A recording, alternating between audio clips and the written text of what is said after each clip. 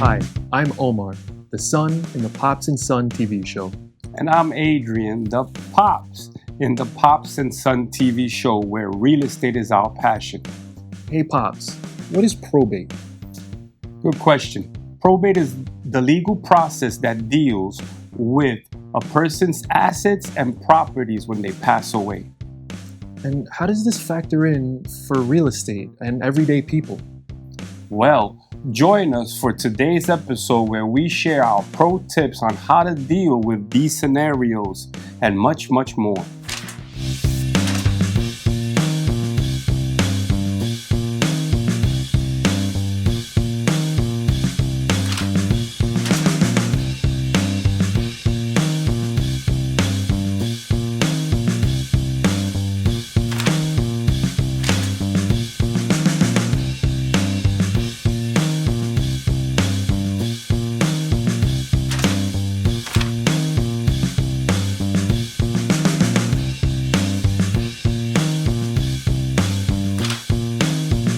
Welcome to the Pops and Son TV show where real estate is our passion.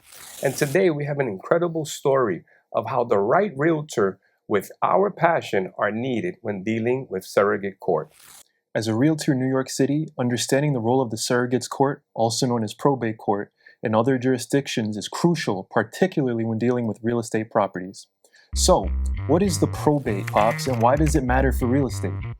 Well, probate is the legal process of administering a deceased person's estate, which includes validating their will, if one exists, settling their debt, taxes, and distributing the assets to the beneficiaries. When a property is part of an estate, it often needs to go to probate before it can be sold or transferred. Where is the surrogate court, and how many are there? That's a great question, son. Well, New York City has 5 surrogate courts, one for each borough that handles probate matters. These courts oversee the legal process of validating wills, appointing executors or administrators to manage these estates, supervising the distribution of these estates, including real estate. So is this something you can do yourself? Yes and no. And that is because every probate is different. Some are simple and some are not so simple. As we will see today in this episode of Pops and Son TV show where real estate is our passion. That's right. In this particular case, it started 2 years ago, and like many probate cases, they're not that cut and dry.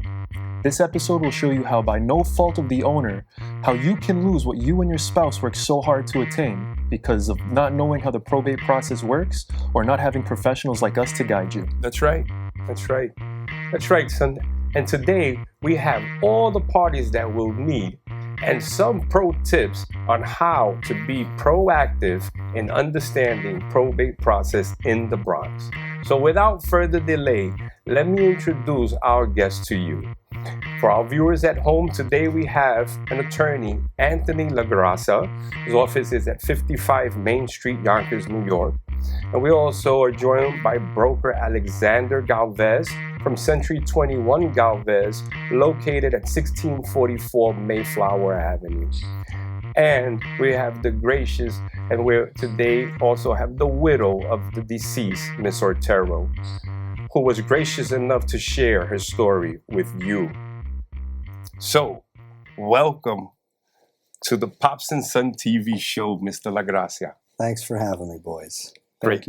Tell us a little bit about yourself, your background in law, what got you started, Well, that's a story for another time. and the type of law you cover. I'm a real estate attorney, or that's predominantly what I practice. And I started off down in Florida, actually, doing a lot of personal injury, contract litigation, and I quickly realized that really wasn't my cup of tea.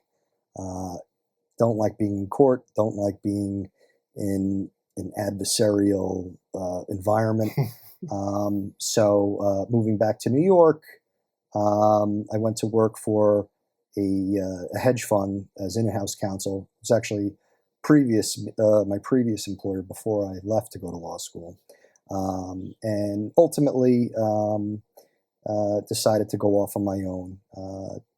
I want to say December 2017 or January 2018 Wow, is when right I before the officially pandemic. hung. Yes, yeah, about 2 years before the pandemic. And Mr. Galvez over here was the one that really kind of opened the door for me to really spread my wings and take off in the real estate That's world. interesting to know, because I think at one time we spoke regarding probates, and you advised me, Adrian, you're doing probates, maybe you want to do Westchester because they close a little bit quicker. Could you explain to our viewers at home as to the process? I hear horror stories that it could take up to, I don't know. You tell me, you're the professional counsel. Okay. Yes, a probate proceeding from beginning to end, there's a lot of factors that are involved. And unfortunately, or fortunately, the jurisdiction in which you need to bring that probate proceeding can weigh or have a tremendous effect on the timeline. Mm-hmm. The same probate case, if you took the facts of just a made-up case and you brought that case in Westchester County, same facts, same scenario, circumstances, assuming little to no issues, everyone's on board and cooperating, 4 to 6 weeks. Wow. From the day you file the petition to the day the court issues the Fast. letters of administration or the letters testamentary. Take that same case, and now you're in the Bronx, maybe a couple miles further south. That same case could take anywhere between 12 and 18 months. Wow. From beginning to end. It's like a month a mile. Yeah. 18 miles. This is Yonkers. The court system in the Bronx is, they got a lot of challenges. There's just so many people that they have to cater to. So many cases, they're just backlogged, overworked, understaffed. And it's unfortunate because, These something delays that's so can have simple can take so long to do. There are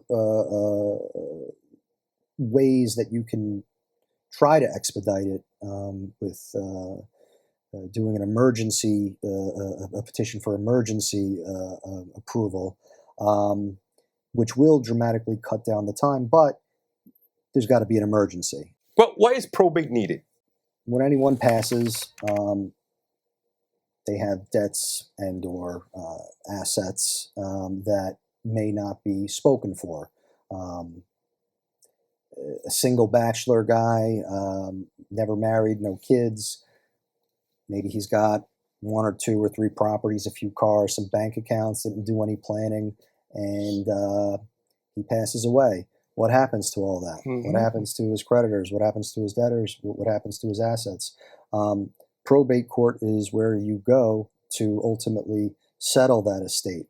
Now, taking that example, him having not done a will or done any estate planning, he just passes, and his sister or his brother or his mother or father or nephew, again, it depends.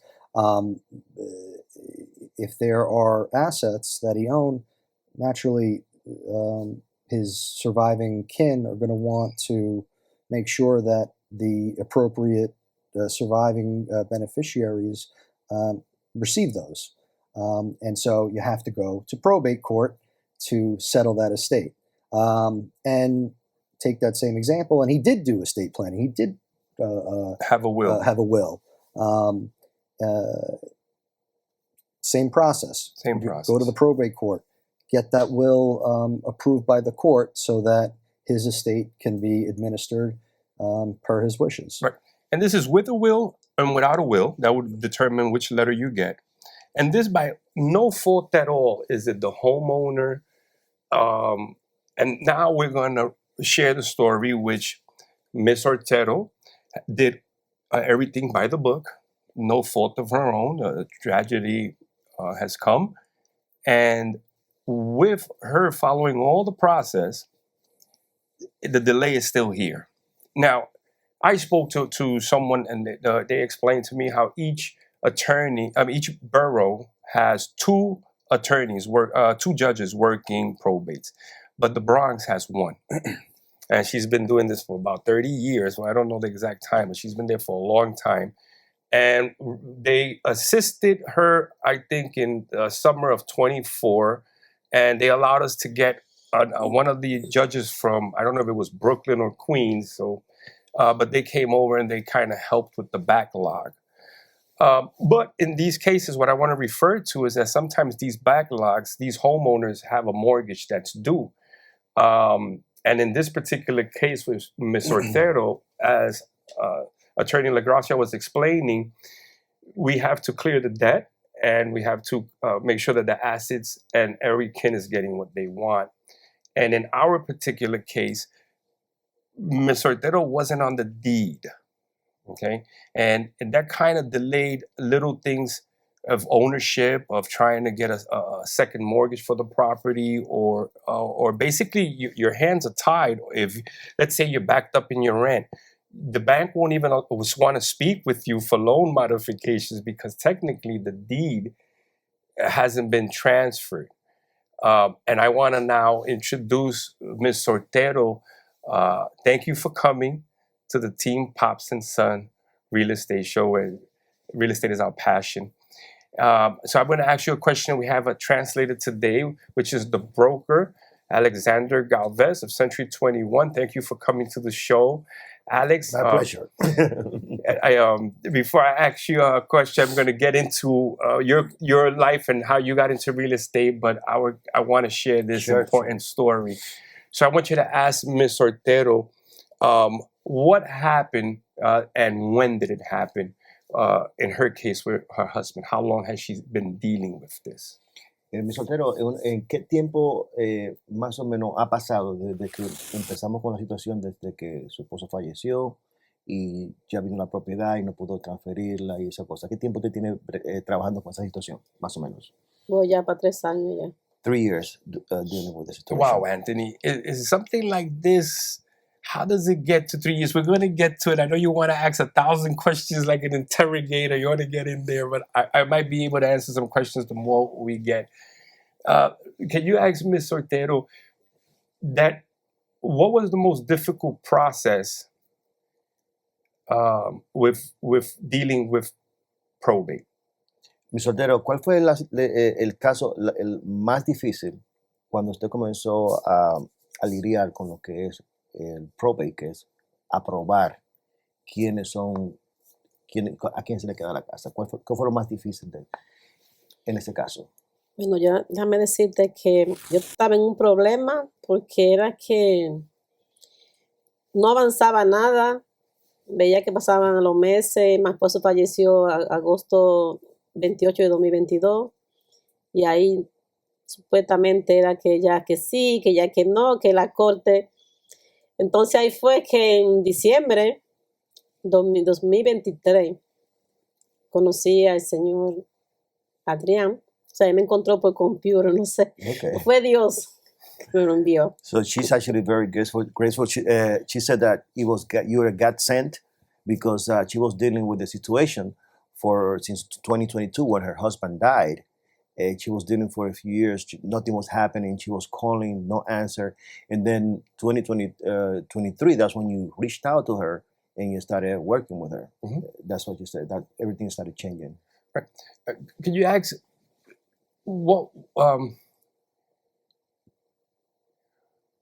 could you ask Ms. Ortero, how long has she lived on the house? ¿Qué tiempo tú tienes viviendo en la casa, mi soltero? En el apartamento, en condo, de 2013. 2013. 2013. Yes. Does Ms. Ortero is employed? ¿Usted tiene trabajo? ¿Usted trabaja ahora mismo, mi soltero? No, nunca he trabajado aquí. Nunca, she never worked here before. And was the husband sick that she knew this was going to happen, or was it sudden? Si usted sabía que esto iba a pasar, que su esposo iba a morir, o esto pasó solamente así, espontáneamente. No sabía. No sabía. He wasn't expecting anything No like sabía. this, De un stroke y ahí no sabía. He got a stroke and then she didn't know what to do. Okay. And now this is very important for the viewers at home because I wanted how we could fall through the cracks very simply. Ask Ms. Ortero, does she owe money on the property? Y Sotero, ¿usted debía dinero en la propiedad? El apartamento no. No. No. And does she owe money? No, on the house that she's living in. Y en la casa que usted vive ahora, ¿usted debe dinero? Sí, todavía. Yes. And have she fallen behind in mortgage payments because of this event and the delay of the probate court?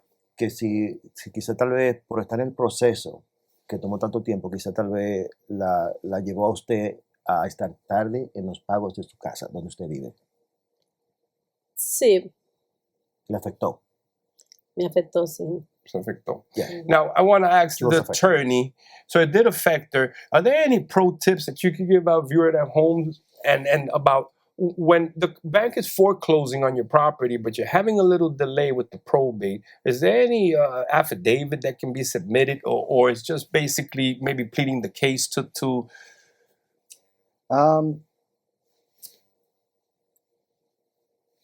I've found with many clients that I've had that have been in similar situations,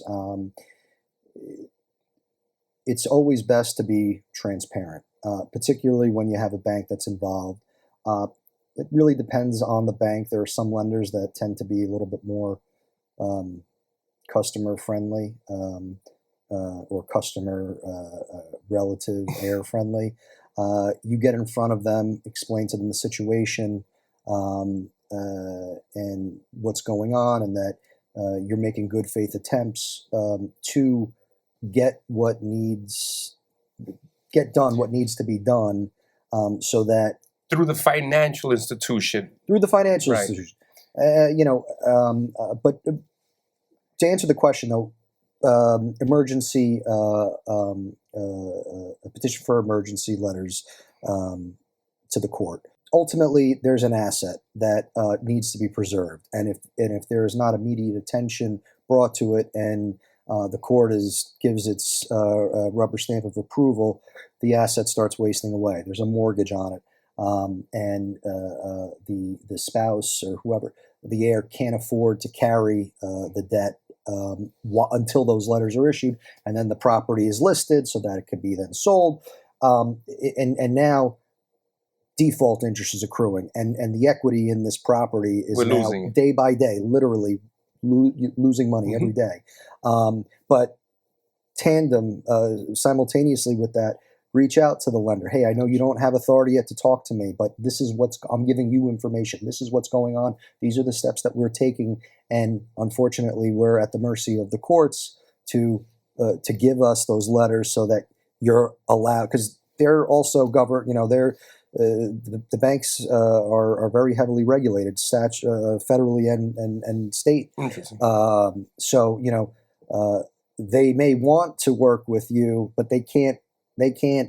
Their hands are tied as well. Also. But by giving them the information, keeping them apprised of what's going on, I've found, or my clients have found, that they'll get more favorable results than just sticking their head in the sand and But that's you calling the bank, making an effort, getting the power of attorney over. Yeah, And that's an amazing thing you do, because you really are going beyond. I think, well, you're an expert and you're a professional in what you do. I wouldn't say I'm an expert. I'm learning every day. Well, I've seen your work, and you're an expert because you're taking your time. You're really saving this property. The neighborhood doesn't have another foreclosure, as we have so many in the Bronx, and our Bronx is falling apart. So it's very admirable of you, and that's why we bring you on the show. Nothing but the best. I appreciate that. Thank Yes. you. Now I want to get into Alexander Galvez from Century 21, who, thank God, was the broker who managed to put me on the case to help Ms. Soltero. And Alex, tell us about you. Why are you so heavily indebted to the Bronx community? Why did you choose the Bronx to help these cases? Because these cases, we've been working on it for 3 years. 3 años, ¿verdad? 3 3 years. años Ya está trabajando. 3 años. ya Trust me, es. we added it up, me and my son. It's minimum wage. No, below minimum wage. I think we were getting $3.75 an hour. But no, we do it. And Alex is going to explain why. Alex, are you helping the Bronx community like this? Well, the situation is that, Adrian, I live in the Bronx. I used to live in the Bronx. I moved to Connecticut a while ago, but I used to live in the Bronx for many, many years. And I seen so many cases, people, even my neighbors, I see how they get to lose their homes. I see how they don't have any help. And right now, what we're doing right now, what you're doing is amazing, that we can bring this information to the audience, and they can learn on how they don't have to go through the process of losing a home or not knowing what to do in these cases. So I think that putting you in this case, because I know you're a person that you go above and beyond. You do whatever it takes, even just bringing her Ms. Sotero over here so she can actually tell her story. And what you did, that was great. And I can see, not a lot of people can do the things that you're doing. Just dedicate the time, and focus on getting the problem solved. And you were there to help her. You guide her through the process and everything, and you were successful. When people that she was working with, that she was paying a lot of money for years, didn't do anything, you came into the game and you made it happen. So, Yes, that's correct. Senora Otero, I want to ask her, how many attorneys did she get involved in this? Señor Otero, ¿cuántos abogados usted tuvo involucrada para ayudarle con este caso? Varios. A few. Okay, so for you at home, if you start with one attorney, I think you should always work with what you got. Communicate, interview 2-3 attorneys before you decide which one you're gonna do your probate with, because you're gonna want a lot of communication. You're gonna want them to pick up the phone. You're gonna want answers. You're paying a mortgage. It's getting backed up. The attorney has to talk to the bank and basically kind of put them on notice, but they're not going to stop their process, as you heard our attorney here, La Gracia, explain. So it's important that the attorney you have is communicating. So interview a couple of attorneys. You can change attorney, and what I always suggest is start with the cheapest route, which is your local realtor. I deal with attorneys all day. I know who picks up the phone, who doesn't pick up the phone. La Gracia is here because he picks up the phone. Okay. Another question I want to ask Ms. Ortero, how long was she married? ¿Por qué tiempo está usted casada? 18 años. 18 years. She was 18 married. years? Mm-hmm. Wow. Amazing. Amazing, amazing, amazing. Children? ¿Cuántos hijos usted tiene? 2. 2. What was it like for them to be going through the probate process? Did they feel anything while you were dealing with that? ¿Cómo se sintieron ellos cuando estaba en el proceso eso de hacer la aprobación de la propiedad? ¿Ellos se sintieron mal? Mal, casi no dormíamos ninguno. They couldn't sleep. None of them couldn't sleep. Wow. Because of the situation, because of the process and everything. None of them. So you would think that probate, it doesn't just affect you, the homeowner, but your family and the people that you have to deal with? ¿Usted cree más o menos que este proceso de probar, usted cree que también afecta no solamente su casa o su situación financiera, pero también usted, sus hijos, los familiares y todo el mundo? Sí. Yes. And having a realtor or a professional lawyer, a team behind you to help mitigate those problems, I'm sure that comes in handy. Would you say the same? Have you done, Mr. La Gracia, any work with families in probate? Yeah. The smaller the family, the easier it is. That's just the unfortunate reality of it. Because of their interest in the property, correct? Well, it's all about. There's a lot of notice requirements. You gotta really first you gotta figure out who are the heirs. Family tree. Sometimes you have to hire a genealogist. Private eye. I've had cases where siblings aren't talking to one another; they're estranged, or some have died and they have kids, or someone's incarcerated, or someone lives on the other side of the world. Corralling everyone to be aware of what's going on in this probate proceeding, and the cooperation that's needed from them it's an inordinate effort, I'm sure. It can be very, very, very cumbersome. But when you have small families, everyone gets along, everyone lives nearby, majority age, no minors. That really could be, that plus what court you're in. Sure. Again, weeks, months, or years. And I know, hardly anyone has a slam dunk probate, but what would you think contributes to a good healthy probate filing? Obviously, having a will. No, not No? needing to go to probate at all. Really? How does that Yes. work?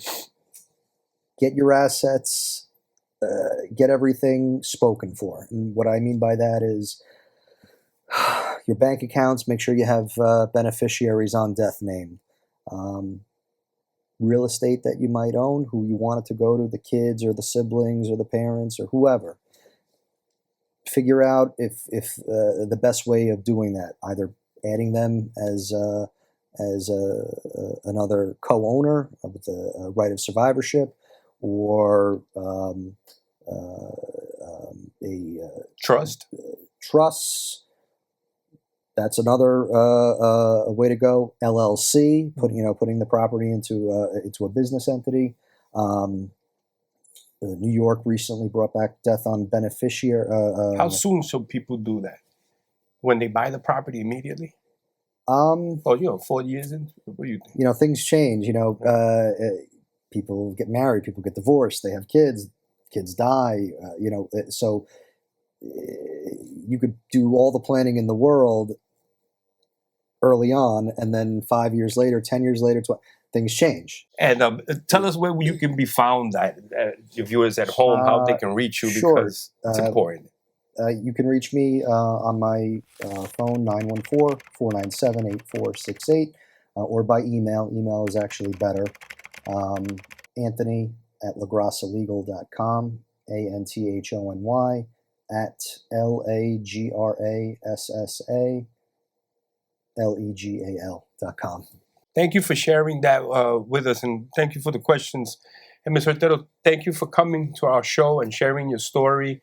I know it took a lot of effort to that, but I want the home viewers at home to understand it's costly, it's expensive, it takes a lot of time. Your realtor telephone number should be in your phone. I always say that because I won't do it, but I can direct you to the pro that can do it, that I know will pick up the phone, that I know is going to handle your work, and that is the Anthony LaGracia. Thank you for watching our show. I hope that the viewers at home got a lot of information. We want to share more stories like this with you. So any topics, please send them in to the Pops and Son TV show at gmail.com. Thank you for watching.